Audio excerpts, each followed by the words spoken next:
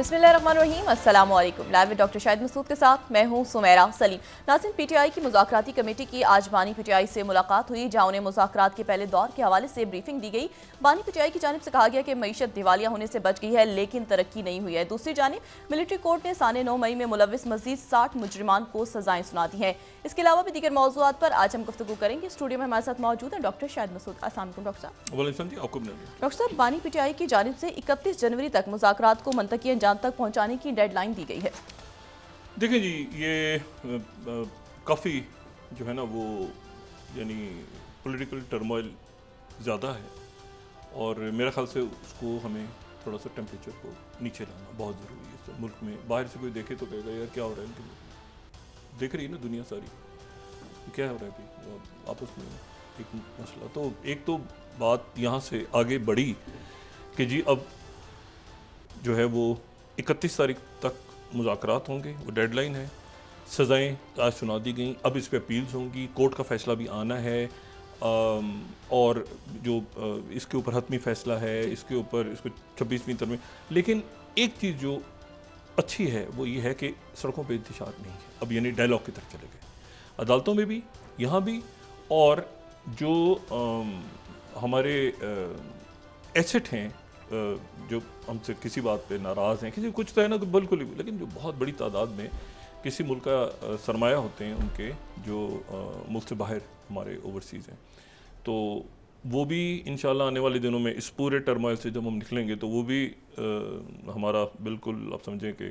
वो पाकिस्तान से ज़्यादा मोहब्बत करते हैं, ठीक है ना। और उनको सारी दुनिया में बड़ी वो आपकी लॉबी होती है, एक्चुअली सबसे स्ट्रॉन्ग लॉबी आपकी वो होती है जो आपके ओवरसीज़ पाकिस्तानी होते हैं किसी भी मुल्क के। तो ये इससे हम थोड़ा सा निकले आगे, लेकिन ये कि आज एक इसमें से एक थोड़ा सा हम आगे बढ़े और उसमें अब देखना है कि ये तो अरेंजमेंट नहीं चल पा रहा ना, ये तो नहीं चल पा रहा बिल्कुल भी। तो इसमें आज जो है वो अब आने वाले दिनों के अंदर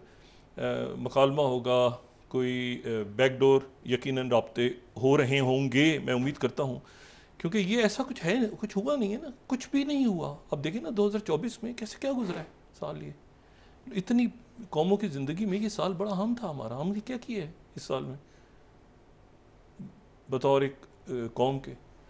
तो बात ये सारी कि हमें ज़रा थोड़ा सा इसको टर्मोइल को कम करके और आगे निकलना है इस मरहले से। और ये अरेंजमेंट नहीं चल रहा तो नहीं चल रहा, बस उससे आगे निकलें आप, और आगे निकल के दुनिया में क्या हो रहा है। और इतना नॉइज़, इतना शोर, इतना शराबा, लोग कहीं पता नहीं क्या हो गया इनके मुल्क में, क्या हो रहा है भाई, आपस में हो रहे हैं जी, वो लगे हुए हैं और ये है और हंगर गेम और पावर। मैं आपको सिर्फ एक छोटी सी बात आज बताऊं। पहले तो बॉक्सर्स डे आज, तो बॉक्सर्स डे जब ये क्रिसमस के अगले दिन वो 26 दिसंबर को जब बॉक्सेस ख़त्म हो जाते थे, वो बॉक्सर्स डे ट्रेडिशन है, लेकिन बहरहाल बॉक्सर्स डे है। इसको एक जो सुनामी आई थी उस हवाले से वो कई साल हो गए और वो भी एक अलमिया था बहरहाल। लेकिन मैं आपको सिर्फ ये बात बताऊं कि देखें एक 2013-14 में एक जैसे क्रिप्टो करेंसी होती है ना बिटकॉइन के मुकाबले पे, तो वो DOGE कॉइन, ठीक है, DOGE कॉइन के नाम से पहले तो ये हुआ कि लोगों ने इसको मजाक समझा कि शायद ये कोई मजाक है इस नाम से। उसके ऊपर एक यानी क्रिप्टो करेंसी और उसके ऊपर एक छोटे से पपी की तस्वीर, और वो जो है वो मार्केट में आ गई। शुरू में लोगों ने मजाक समझा, वो बिटकॉइन के मुकाबले में आई 2013-14 में। और उसके बाद ये हुआ कि वो, लेकिन वो चूँकि उसके ऊपर एक बना ऐसे हुआ था कि लोगों ने मजाक समझा, लेकिन ग्रेजुअली ये हुआ कि उसमें जो है वो एक साहब ने उसको इंडोर्स कर दिया। वो जो साहब हैं वो आज की दुनिया के जो आप समझें कि जो एक बड़ी आबादी है उसका वो रोल मॉडल है। और इलॉन मस्क, अच्छा, दुनिया का अमीर तरीन शख्स और उसके बाद डूअर,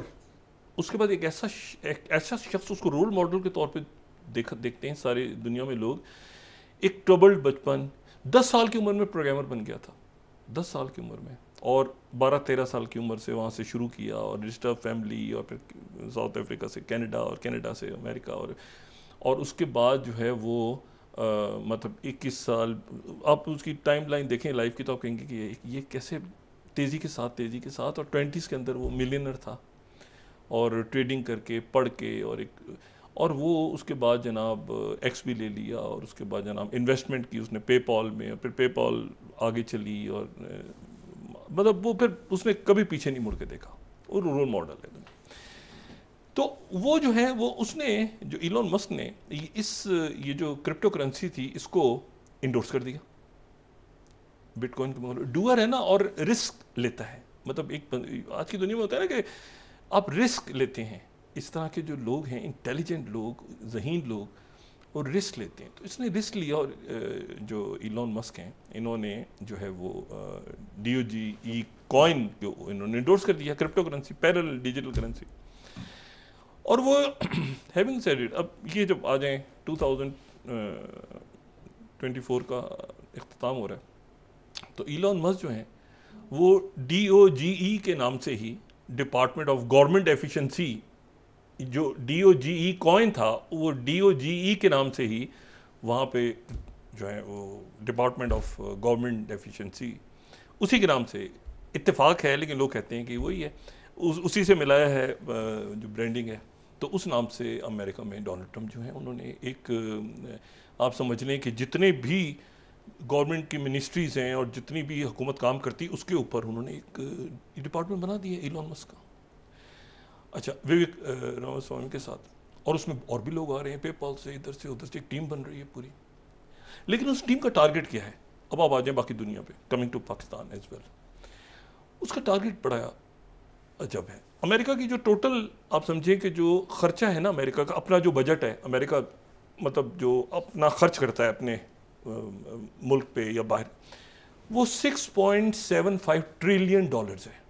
6.75, तकरीबन $6.75 ट्रिलियन।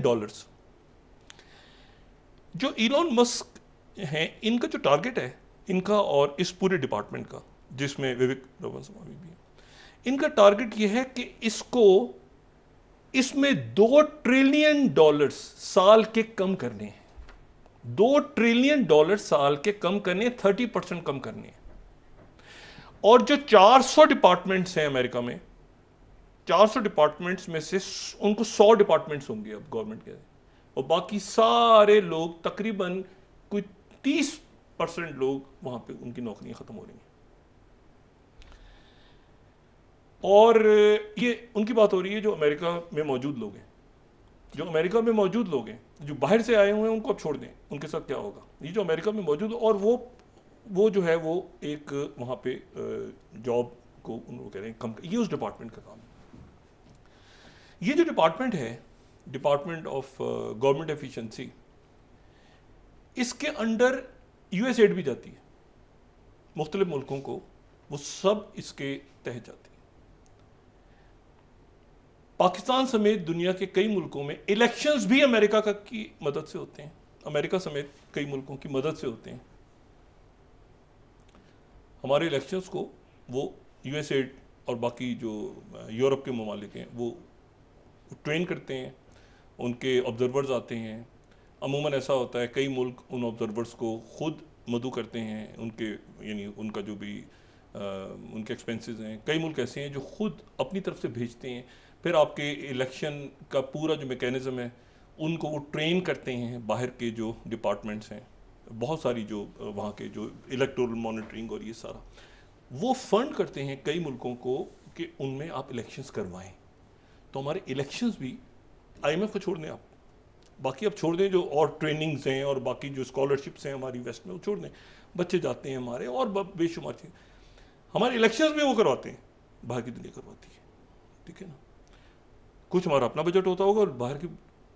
जो है उसमें। तो ये हम ध्यान में रखें कि हम किस कदर जो है वो दुनिया के साथ कनेक्टेड हैं। और अगर वो कहे बाहर के लोग जो हैं वो ये कहें कि भाई एक मिनट जाओ, हम अपनी गवर्नमेंट के इस वक्त एक्सपेंसेस कम कर रहे हैं, और आपके यहाँ क्या हो रहा है इस वक्त आपके यहाँ क्या हो रहा है इस वक्त पाकिस्तान में, ये देखें जो यानी अब आप ये देखें ना कि हज़ारों या लाखों की तादाद में लोगों को जो वहाँ से निकाला जाएगा, पूरी की पूरी ये जो ग्रीन कार्ड की पॉलिसी है उसको वहाँ रिवाइज करने जा रहे हैं। अमेरिका का वीज़ा कैसे लगता था, कैसे वहाँ स्टे मिलता था, किस तरह जॉब्स के वीज़े थे, क्या थे, वहाँ से कैसे कौन से लोग रहेंगे, कौन से भेजे जाएंगे, क्या होगा, अभी बहुत कुछ डिस्कस हो रहा है दुनिया में। अब इस पूरे सिनेरियो में आप कि ओवरसीज़ पाकिस्तानी सबसे बड़ी, ओवरसीज़ पाकिस्तानी हों, ओवरसीज़ बांग्लादेशी हों, किसी भी मुल्क के आप समझेंगे जो बरतानिया के लोग हैं, बरतानिया के अमेरिका में, मतलब हर मुल्क के लोग जो हैं वो अपनी लॉबी है, आपकी स्ट्रॉन्ग लॉबी होती है। बजाय इसके कि आप ये कहें कि जी जिसको मुल्क जाना जाए चला जाए, यहाँ से जाए और जाके, इस तरह से नहीं करते मुल्क, इस तरह से नहीं किया करते। अपने रियासतें अपने अवाम से ऐसे नहीं करती, तभी तो अवाम होते हैं तो रियासत होती है। तो बात यह है कि हमें थोड़ा सा इसको ठंडा कर, काफ़ी हो गया, इसको हम थोड़ा सा कूल डाउन करें, ठीक है, इससे आगे निकलें, थोड़ा सा देखें कि मामला को आपस में ही ना, इधर से कोई हमारी कोई जंग छिड़ी हुई है बाहर किसी के साथ, भाई अंदर ये आपस में बैठ के इसको मामला को हल करके और आगे निकलें। मैं आपको दूसरी बात बताऊं, देखें जब वो ये बात हो रही है ना कि एक्सपेंसेस कम करने हैं, ये वो इलेक्शंस नहीं है 90 के जो आपके बैलेट बॉक्सेस पे होते थे, ये वो इलेक्शंस नहीं है कि जो बैलेट बॉक्सेस पे हुए और डब्बे भर गए और डब्बे उतरने, ऐसे नहीं है। हर चीज़ जो है वो डिजिटलाइज है और हर चीज़ जो है वो, यानी मेरी बात टेलीफोन पे या जिस जगह से भी मैंने कहीं और कह दी, किसी को फ़ोन कर, वो तो हवा में है, वो डाटा है, ठीक है ना, तस्वीर भी डाटा है, आवाज़ भी डाटा है, वो बीच में कोई उसको सुन रहा, मतलब वो एक ये जो है ना, ये वाईफाई की दुनिया, ये डाटा की दुनिया, ये नई डिफरेंट दुनिया है। तो वो जो है वो मतलब यहाँ पे बैठ के कि जी ये ऐसे है, वो फलाना है, हम ये ऐसे नहीं करेंगे, ऐसे करेंगे, यूं करेंगे, बुला करेंगे, भाई वो इलॉन मस्क के एक्स के ऊपर जाके ही आप उनको बुरा भला कह रहे हैं, टिपिकल नहीं, मतलब एकदम, मतलब अजीब सी बात होती है ना। मतलब है कि आप पेप्सी पी रहे हो और मैकडोनल्ड्स का बर्गर खा रहे हो और अमरीका को गालियाँ दे रहे हो बैठ, मतलब ये ऐसे ही है, अजीब अटर यानी कौन सी बात है कि यार आप अजीब बात कर रहे हैं। तो आप बजाय इसके कि इन्वेस्टमेंट्स आगे मामला दुनिया के साथ कैसे आप ब्रिक्स में नए मुल्क आ रहे हैं 1 तारीख से, थाईलैंड को, मलेशिया को, बेलारूस को, बोलीविया, बहुत सारे मुल्क नए आ रहे हैं, उसमें 8-9 मुल्क 1 जनवरी से आ जाएंगे ब्रिक्स के अंदर। हमें ब्रिक्स में इस वक्त होना चाहिए था,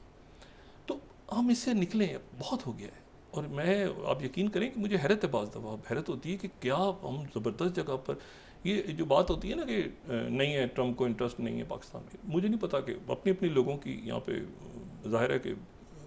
मैं कुछ कहना नहीं चाहता किसी की उसमें, लेकिन ये है कि थोड़ी बहुत हमने भी ये सोवियत दौर के या 90s या उससे पहले का ये अमेरिका नहीं है, ये हम भी इसके साथ साथ, ये वॉर ऑन टेरर के साथ साथ हम भी निकल के आए हैं इसी में से, इसी 15-20 सालों को हमने भी देखा है,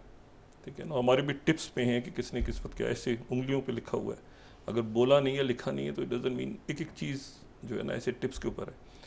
कि क्या है, कैसे हो सकती है, पॉसिबिलिटीज़ क्या हैं। इश्यूज़ ये हैं सारे, हमें भी पता है सारा कि क्या हुआ है 15-20 सालों में, लेकिन इशू ये है कि यह जो बातें हो रही हैं ना अजीब व गरीब किस्म की, ऑपरेशन गोल्ड स्मिथ है, ओ भाई ठंडा, सब सुकून से बैठे। गोल्ड स्मिथ वैसे आपको पता है पेशे का नाम होता है, सुनार, ये वहाँ पे नाम होते हैं इस तरह से ना, goldsmith, blacksmith, barber, tailor और मर्चेंट, ये लोग अपने नामों के साथ जो है ना वो पेशे, तो बहरहाल एनीवे वो ऐसे करके एक टेंशन फैला दी हमारे मिनिस्टर साहब ने, उसके नतीजे में वो ठंडा करें। और मैं आपको एक बताऊं बात कि जो डोनाल्ड ट्रंप हैं वो किसी और मुल्क को इतना शायद ही जानते हो जितना शायद वो, जितना अच्छा पाकिस्तान को जानते हैं, क्योंकि यहाँ पर उस वक्त एक बहुत बड़ा फड्डा चल रहा था डोनाल्ड ट्रंप का, और यानी उस वक्त जब वो प्रेसिडेंट थे, और वो था अफगानिस्तान का। तो ये ज़ल्म खलीलज़ाद, ये सब इन्होंने हमारे लोगों से इंगेज किया हुआ है उस वक्त, जो भी चाहे वो, देखिए मियाँ साहब की तो गवर्नमेंट थी जब ये पनामा आया था ना, सारा अच्छा था बुरा था जो भी था, ट्रंप बैठा हुआ था वहाँ, इलेक्शन पाकिस्तान के ट्रंप के दौर में हुए थे, तो वो मतलब जो भी था, मैं उसमें नहीं जाना चाह रहा। इशू ये सारा कि वो उनको पता है, और यहाँ पे जब ये इनखला हुआ तो वो ट्रंप बड़ा तनकीद करता रहा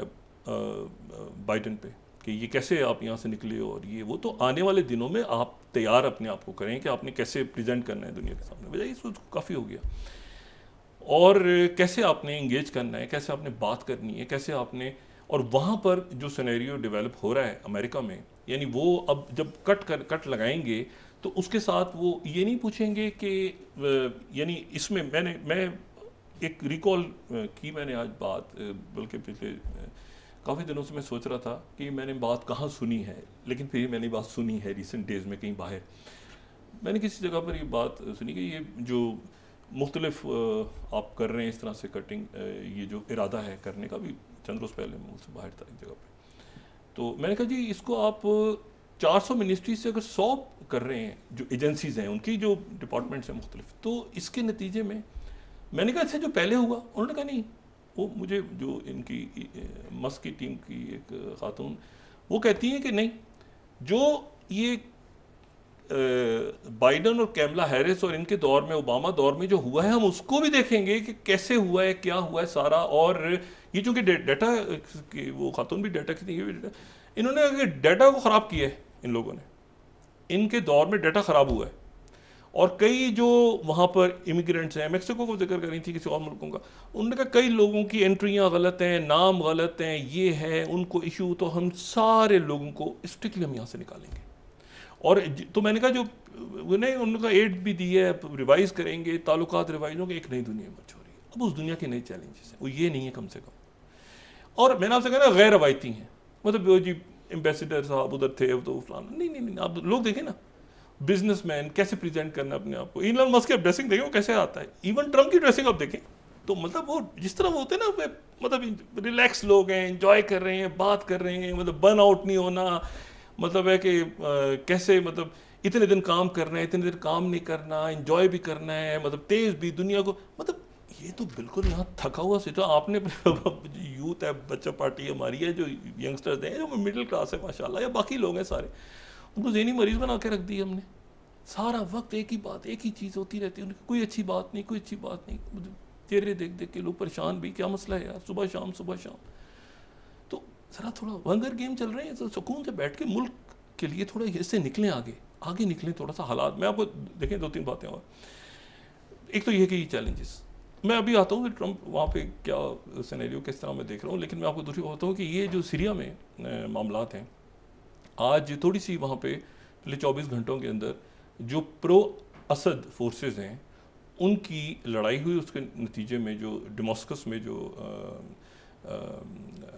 अबू शरा की जो फोर्सेस हैं, उनके लोग जो हैं वो जहाँ वक़ हो गए। अच्छा, एक फड्डा वहाँ पे चल रहा है, लेकिन प्रो असद मेरा नहीं ख्याल कि इसको, कुछ लोग चाहते हैं कि उसको कुछ सेक्टेरियन कलर दे दिया जाए, लेकिन मेरा ख्याल से वो काबू में आ जाएंगी चीज़ें। उसकी वजह ये है कि जो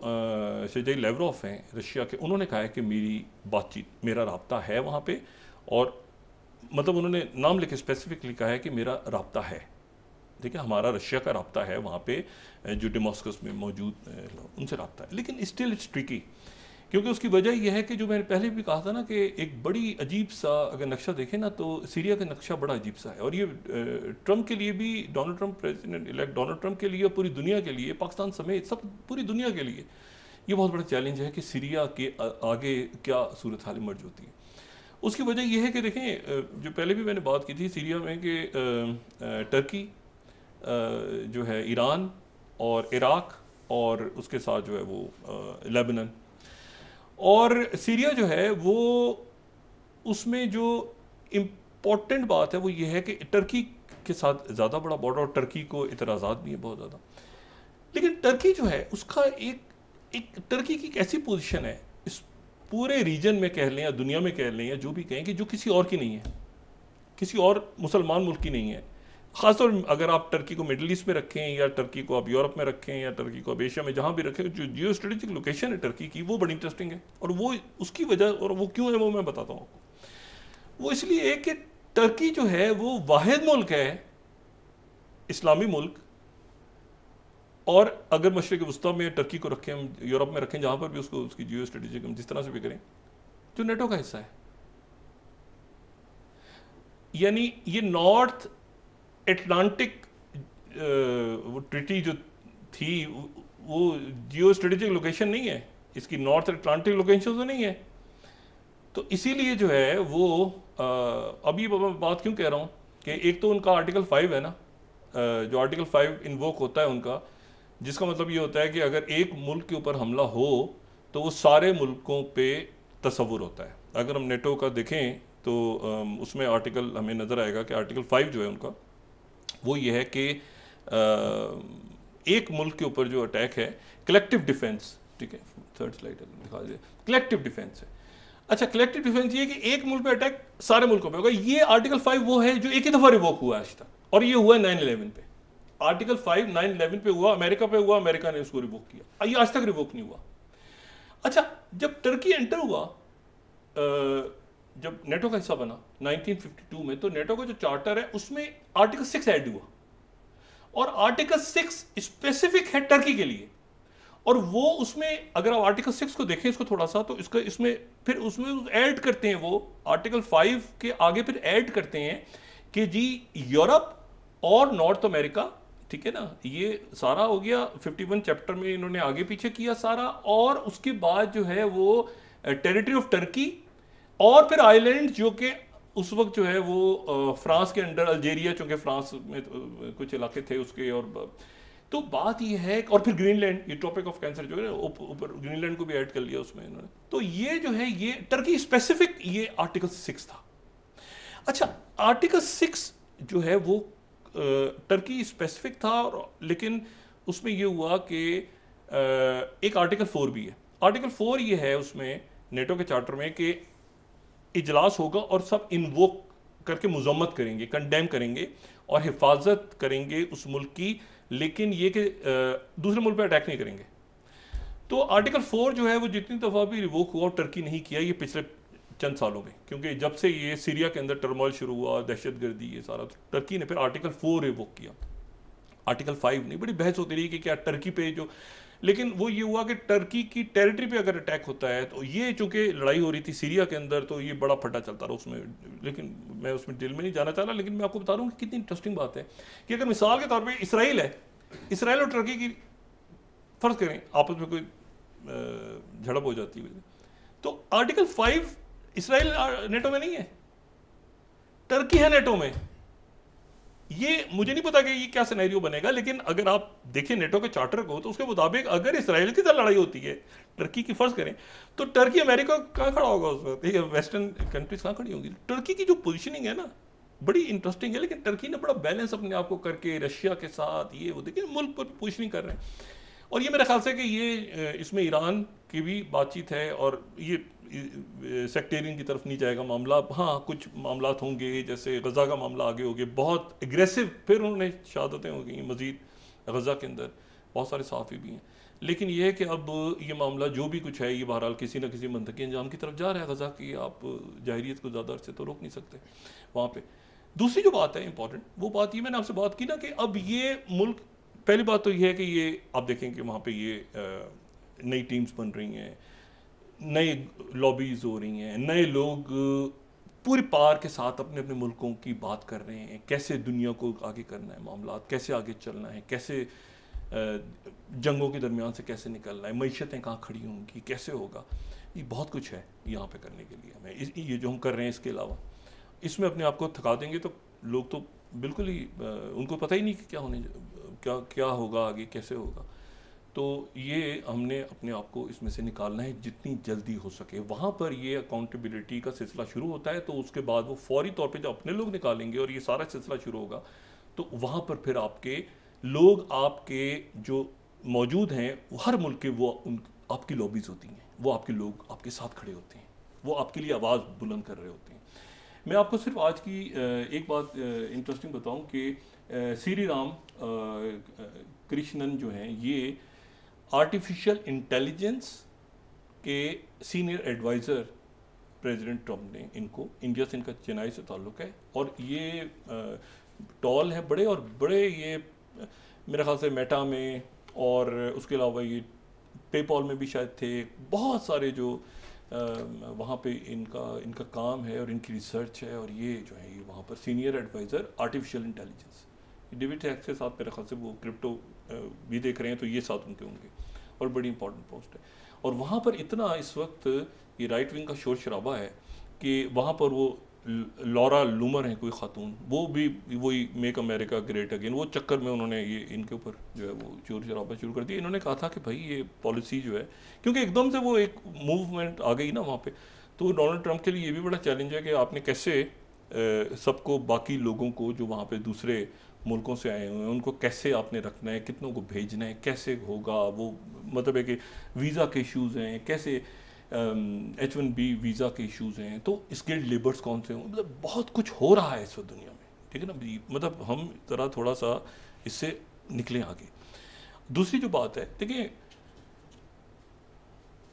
मैं क्या बात करूं, बिलियंस तो बाहर पड़े हुए हैं डॉलर्स हमारे मुल्क के जो बैंकों के अंदर, तो ये तो डेटा तो झूठ नहीं बोलता ना।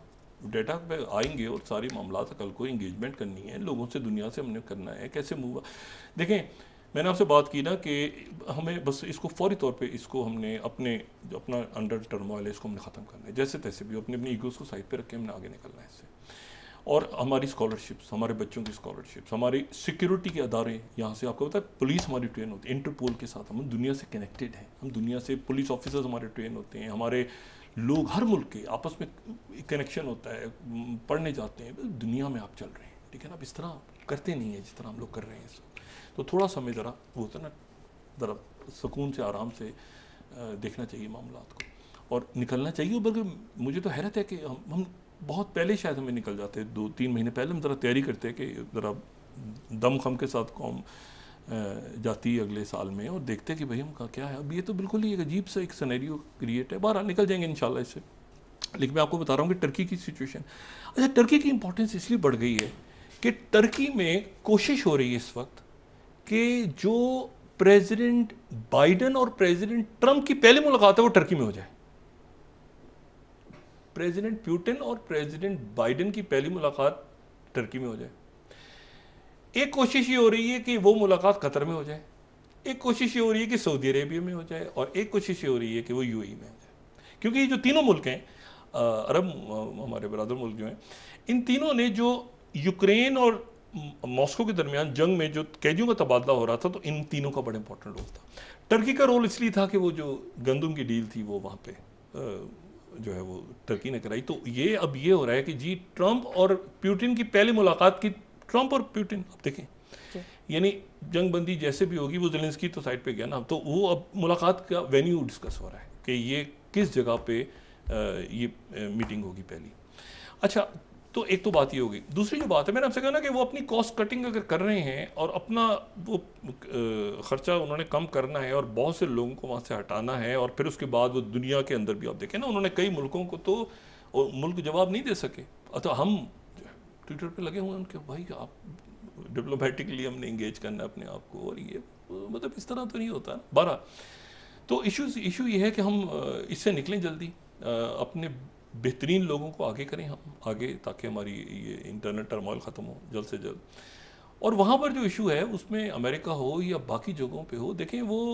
मुल्क स्पेसिफिक नहीं है, बल्कि जब राइट विंग या एक वेव चली हुई है ना, तो सारे मुल्क ये देख रहे हैं कि यार इसमें जो है वो हमारे यहाँ पे लोग रहें, किसी तरह ऐसे कवानीन बने कि हमारे लोग यहाँ रहें, यहाँ पे वो काम करें, यहाँ पे यूनिवर्सिटीज़ में हों, यहाँ पे डॉक्टर्स की जॉब्स हों, यहाँ रहें, अमेरिका में रहें, ब्रिटेन में रहें, यूरोप में रहें, बाकी मुल्कों में रहें। इस तरह नहीं होता कि आप अपने जो बाहर रहे हुए लोग, क्योंकि मैंने कहा लॉबीज़ आपके लोगों से होती हैं, लोग हैं वो लॉबीज़ हैं, बाकी तो आपके फिर ज़रूरत ही नहीं, बेसिस क्यों रखी हुई आपने। तो बात यह है कि वो जो इससे टर्मोइल से जल्दी हम निकलें और इसमें आगे, और हम निकल जाएंगे इंशाल्लाह। थोड़ा तो मेरे ख्याल से टाइम के हवाले से थोड़ा सा अगर हम पहले कर लेते हैं, लेकिन अब ये कि अब तेज़ी के साथ ये थोड़ा सा चीज़ों काम डाउन करके, अपील्स हैं, डायलॉग चल रहे हैं, कमेटीज़ बैठी हुई हैं, मुख्तलिफ जो भी कुछ है रौला रप्पा, इससे दुनिया को इंटरेस्ट नहीं है, इसको जल्दी हम आगे निकालें, इससे 2 कदम से पीछे हटें। जो बातचीत हो रही है,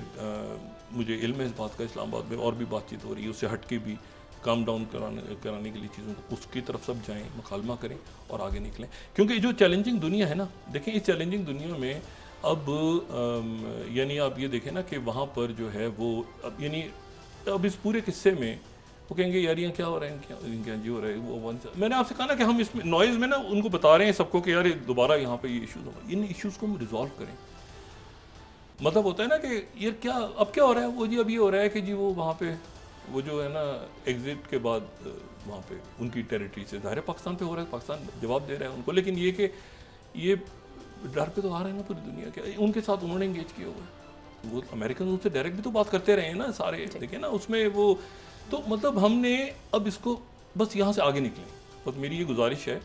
कि इसमें आगे निकलें, क्योंकि उसकी वजह ये है कि इकॉनमी को और फिर उसके बाद ये डिजिटलाइज दुनिया है, आर्टिफिशियल इंटेलिजेंस, कितनी जॉब्स जा रही हैं पाकिस्तान के, कुछ अंदाज़ा है पूरी दुनिया में। ये मैं सिर्फ एक बात करूं कि ये जो एआई एजेंट्स वगैरह आ जाएंगे, एजेंट्स वो दूसरा वो ऑपरेशन गोल्ड्स में तो वाला एजेंट नहीं कह रहा मैं, ये दूसरी वो जो एक नाम बना के हमने अजीब है कब नाम मजाक उड़वाया हुआ है सबके सामने। मैं सिर्फ बात कर रहा हूँ कि एआई एजेंट्स आ रहे हैं, उसके नतीजे में कितना एजेंटिक एआई जो है, कितने लोग अपनी जॉब लूज़ करेंगे पाकिस्तान में, कितने मतलब कहाँ पे दुनिया जा रही है टेक्नोलॉजी, क्या हमने कुछ जानबूझ के अपने हम क्या कर रहे हैं, थोड़ा सा इससे आगे निकलें और आगे निकल के और निकल जाएंगे इंशाल्लाह। मुझे सिर्फ ये चीज़ डिस्टर्ब कर रही है कि इसको ज़रूरत नहीं थी इन सारी चीज़ों की, इसको हम पहले रिजॉल्व कर लेते हैं इश्यूज़ को। और जब हमारे इलेक्शंस ही के पैसे वहाँ से आते हैं आईएमएफ को छोड़ दें आप, इलेक्शंस की वो ट्रेन करते हैं ना, भेजते हैं वो, तो मसला ये है कि वो आपको आगे चलना है दुनिया के। चाइना आपको पहले कह गया हुआ है कि आप पॉलिटिकल टर्मोइल खत्म करें, तो अब ये है कि अब इसको जल्दी हमें ख़त्म करना चाहिए। और ब्रेक के बाद डॉक्टर साहब डिस्कस कर लेते हैं जी। नाज़रीन वापस आते हैं एक छोटे से ब्रेक के बाद।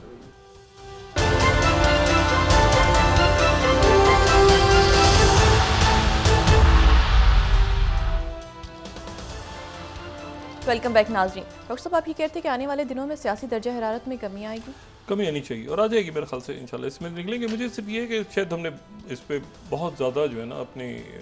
बर्नआउट हो गए लोग, यानी इस वक्त बहुत उनको एक्टिवली इन्वॉल्व बर्नआउट थक गए लोग कि पता नहीं यार क्या इशूज़ ही नहीं ख़त्म हो रहे हैं, और लोग भी दुनिया भी थोड़ा सा कि यार ये क्या मसला है, रोज़ हर दूसरे दिन क्या मसला है भाई। तो ये हमें थोड़े से अपने जो है ना ये देखना है बतौर मुल्क के कहाँ पे। ये मैं आपको सिर्फ बात बताऊँ, जो अमेरिका में जॉब कटिंग हो रही है ना, जो राइट विंग का इशू ये सारा जो खड़ा हो रहा है, उसके बाद किस तरह से आने वाले दिनों में बहुत कॉम्प्लेक्स डिप्लोमेसी भी और आगे आपके जो बिजनेस और ट्रेड और सिक्योरिटी और ये बहुत मुख्तलिफ अंदाज में फ्रेश नए आइडियाज़ के साथ स्ट्रेटजिक थिंकिंग क्या होती है, कैसे प्लान करना है, कैसे मतलब एक नए लोगों के साथ। जी वो कौन है, उनको नहीं पता वो कौन है यार, वो भाई खुदा के वो अपने ये देखें वहाँ पे जॉब, मैं जो बात कह रहा हूँ ना, वो $2 ट्रिलियन ने हर साल के काटने हैं, टोटल 6.75 है, उसमें से वो जो बाहर पैसा दे रहे हैं उसका नहीं पूछेंगे कि कैसे हुआ पिछले दौर में। वो कह रहे हैं कि बाइडेन और ओबामा के दौर में बड़ा हमने पैसा दिया उसकी, तो ये सारा जो है ये पूछेंगे मुल्कों से। अच्छा, इसमें जो इशू आ रहा है वो ये देखें, ये न्यूयॉर्क पोस्ट देखें 17 स्लाइड, Elon Musk और Vivek Ramaswamy points to agencies department of government agency will trim get deleted, कई डिपार्टमेंट डिलीट हो जाएंगे। CNN 16 Elon Musk publicized the name of government employees he want to cut, it's terrifying federal workers। अच्छा, wall street journal कह रहा है 18 cutting the deficit is just unpopular, जाहिर सी बात है। और वो जो है वो 19 फॉक्स न्यूज़, मतलब मैं सिर्फ बता रहा हूँ कि ये वहाँ पर सिनेरियो मतलब वो अपना जब कट कर रहे हैं अपने एम्प्लॉयज़ को, अपना खर्चा कम कर रहे हैं अपने, ये हमारे यहाँ जितना ऐलाना तो इनको छोड़ दें आप, ये तो पता नहीं क्या मामला है यहाँ पे, लेकिन वो अपने जो प्रॉपर अखराजात कम कर रहे हैं हुकूमत के, तो उसके नतीजे में वो बाहर आपके ख्याल से इस तरह से वो पैसे देंगे हर जगह पे दुनिया में। और पैसे का मतलब पैसा नहीं होता, पैसे का मतलब आपकी और बहुत सारी स्ट्रेंथ होती है। टर्की को देखें ना आप, अब यूएई बाकी मुल्क सारे आपके वो लोग इस वक्त आपके ऐसे कौमें ऐसे कनेक्टेड हैं आपस में कि यार ये हमारे कितने उस मुल्क के लोग वहाँ पे हैं और क्या हमारे लोग, आपने बाहर के लोगों से भी आप डिस्कनेक्टेड हैं, आप अजीब यहाँ तक मतलब एक जेल हो जाती है ना, कौमें जेल हो जाती हैं सारी कि भाई इस वक्त क्या इश्यूज़ हैं, भाई यार इस वक्त यार पाकिस्तान की बात कर रहा है, यार वो टर्की ये बात कर रहा है, यूएई ये बात कर रहा है, पाकिस्तान ने क्या बात कर, वो जी पता नहीं क्या रौला पड़ा हुआ था, मतलब हेवन से ऐसा कहीं नहीं हो रहा दुनिया में। तो हम थोड़ा सा ज़रा अपने आपको, ये जो बात है ना कि वो जी ये चंद यहाँ पे फजूल, मैं नाम नहीं किसी का लेने, जो पाकिस्तान की अहमियत ख़त्म हो गई, इनको खुद ही पता चलेगा भी जो बातें कर रहे हैं ना, पाकिस्तान की अहमियत नहीं रही है अफगानिस्तान से इनकला के बाद। इनको सबसे इन्होंने जितना वहाँ पे गड़बड़ें की हुई हैं ना कुछ शख्सियात ने, मैं बात नहीं करना चाह रहा, और वहाँ पर अच्छी तरह पता है उनको, इश्यूज़ ये है कि अच्छी तरह उनको पता है। ये जो नए वहाँ पे आए हैं, ये जो नई सोच आई है वहाँ पे, जो टिपिकल बाबूज नहीं है स्टेट डिपार्टमेंट के या डिपार्टमेंट ऑफ डिफेंस के, नई स्ट्रेटेजिक थिंकिंग के साथ नए लोग हैं, और नई बात करते हैं, नया इसका इनके साथ इंटरेक्ट करें आप ज़रा, तो आप कहेंगे कि अच्छा ये तो यार बिल्कुल ही मतलब किसी और अंदाज में इनका तो लिविंग स्टाइल ही डिफरेंट है, ठीक है ना। तो ये एप्लीकेशन ख़त्म हो रही हैं, मतलब क्या आपने आगे जाना है, कैसे जो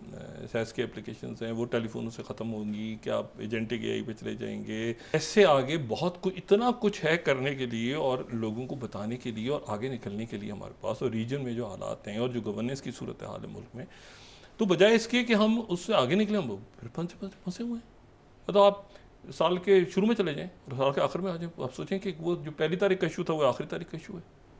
उससे पहले साल में चले जाएं तो जो पहली तारीख का था वो 31। अरे भाई पूरे साल ज़िंदगी के आप एक तो तब का पैसा बनाया जा रहा है, छापे जा रहे हैं नोट, दूसरा खज्जल ख्वार किया हुआ अपने लोगों को, सबको तमाशा बनाया हुआ,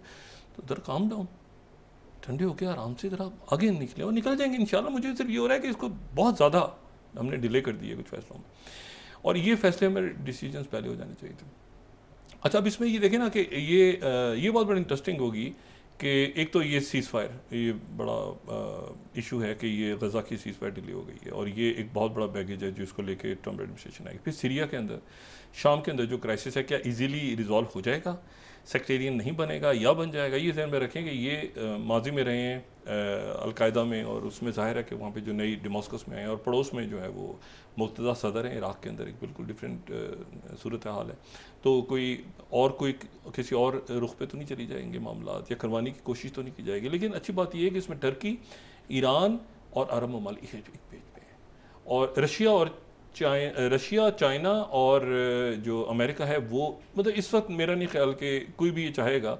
ख़ुद इसराइल भी डरा हुआ है उनको, देखे ना वो ये जो बात हो रही है ना कि ये बैठ गए डेमास्कस में आके, और ये वो आगे वो डर रहे हैं कि यार माजी में ऐसे ही तो नहीं, यहाँ से पता चला इसके अंदर ही, इनके अंदर ही जो है एक नई हमास बन गई, तो वो डरे से हमें बैठे हुए पहाड़ियों पे तो चढ़ गए हैं, लेकिन ये कि वो एक प्रॉपरली ये मामला आगे तो कहीं जाके निपटाने, तो इश्यूज़ बहुत हैं, बहुत सारे इश्यूज़ हैं जिसमें हमने अपने लोगों को इन्वॉल्व करना है, मुल्क के अंदर भी बाहर को भी, और उसमें हमारे जो दानिश्वर हैं, हमारे जो साथीज़ा हैं, हमारी जो मिडिल क्लास, हमारे ताजिर बरादरी है, हमारे सफ़ीर हैं, हमारे लोग हैं, अवाम हैं सारे, तो उनको थोड़ा सा हम इस हिजान से हमें निकालना, निकल जाएंगे इंशाल्लाह। बस वो डिले हो गया सारा, और हमारे जो ओवरसीज़ पाकिस्तानी जो हमारा बहुत बड़ा एसेट है, बहुत बड़ा एसेट है हमारे, वो हमारे सफ़ीर हैं, वो बहुत ज़्यादा पाकिस्तान से मोहब्बत करते हैं, और वो जो हैं वो मतलब कहीं पर भी जाए ना तो वो हकीकतन वो जो है ना वो बहुत मोहब्बत करते हैं पाकिस्तान से, और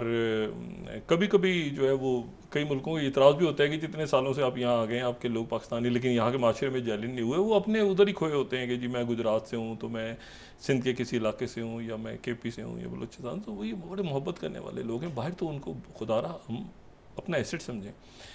अच्छा, अब तो ये हो जाएगा बस इंशाल्लाह कुछ दिनों के अंदर मसला आज कम से कम ये तो मामला हुआ ना कि भाई अब टेबल पे है और अदालतों में अपीलें वहाँ पे होंगी, फिर बैकडोर बातचीत चलेगी, सियासी जमातें आपस में बातचीत करेंगी, लेकिन बस अब इससे हम निकलें आगे, और हम ज़रा देखें कि नए साल में कैसे एंटर होना है, और अल्लाह ताला खैरियत से लेकर आए नया साल। और बड़े चैलेंजेस हैं ये, एक मतलब 31 से ऐसे नहीं होगी नया साल, उसी को कंटिन्यूशन होगी कि 31 के बाद वो अगले पहली तारीख और आगे, तो और इस वक्त जो मैंने आपसे पहले बात, अच्छा मुझे नहीं पता, ये देखें डूअर हैं बहुत बड़े इलॉन मस्क, लेकिन क्या ये कर पाएंगे, लोगों को इतने ज़्यादा तादाद में लोगों को हकीकतन निकाल पाएंगे या नहीं, और क्या पॉसिबल होगा? क्योंकि अभी तक इलॉन मस्क जो हैं वो बहुत रिस्क लिया है इसमें, कई प्रोजेक्ट ऐसे लोगों ने मजाक उड़ाया, क्या यार तुम ये क्या कर रहे हो, वो क्या करो, निकलता गया बंदा, निकलता गया, स्ट्रेटेजी थिंकर, वो प्लानर, आगे पीछे दाएं। अब सवाल ये है कि ये जो एक ग्लोबल केओस है इस वक्त, ये उसमें और इश्यूज पुराने भी हैं, नए भी हैं, नए ब्लॉक्स बन रहे हैं। इलॉन मस्क जो है वो चाइना के अंदर बहुत उनके अच्छे ताल्लुकात हैं, तो चाइना और अमेरिका की रिलेशनशिप क्या होती है, इंडिया की जाहिर है कि हमारे पड़ोस में इंडिया है, इंडिया अमेरिका चाइना, ये पूरा सिनेरियो कैसे बनता है, ये जो गल्फ़ और मिडल ईस्ट के मुल्क हैं, ये यूक्रेन किस तरह एंड होती है, बहुत इश्यूज़ हैं। ये आपके जो सेंट्रल एशिया के अंदर हमारे अफगानिस्तान, ये पूरा इलाका है, बहुत यहाँ पे इश्यूज़ हैं। तो ये सारे इश्यूज़ में तो मुकम्मल तौर पर फोकस होते हैं ना, आप प्रायोरिटी पे रखते हैं, पहला इशू ये, दूसरा, तीसरा, चौथा, पाँचवा, या एक साथ आप बहुत सारे इश्यूज़ रख के और फिर उसके बाद आप एजेंटिक AI पे लगा देते हैं, एजेंट्स को खुद ब खुद काम करते रहें। तो इशू ये होता है कि वो आपकी तरजीहात क्या हैं। इस वक्त तरजीहात हमारी ये सारे इशूज़ हैं, बाकी सारे इशूज़ जो है ना वो एक तरफ कर दें आप, बाकी सारे सेकेंडरी इशूज़ हैं, ये प्रायोरिटी पे इशूज़ हैं। और इसको ये अच्छा हुआ कि आज कम से कम इससे हम निकले कि भाई अब खान साहब देखें ना, अब ये मतलब है कि अब मैं क्या बात करूँ जिस पे वो ज़्यादा अपील करेंगे, वो अपीलें होंगी, फिर उसके बाद कोर्ट में जाएगा मामला, लेकिन जो भी कुछ है इससे निकलना तो है ना हमने आगे, इससे हमने आगे तो निकलना है। तो जो हमने 20 दिन बाद निकलना है वो 20 दिन पहले निकल जाए, मतलब हमने तो आगे निकलना है ना इससे, या इसी में फंसे रहना है हमने कि जी पूरे 2025 का साल के आखिर में हम सोच रहे हो कि वही जो पहली तारीख को, इससे निकलें, तेज़ी के साथ निकलें और आगे इंशाल्लाह हम निकलेंगे। तो मेरा ख्याल है कि इससे चैलेंजेस बहुत हैं, और चैलेंजेस जब होते हैं कौमों को तो ही कौमों को पता चलता है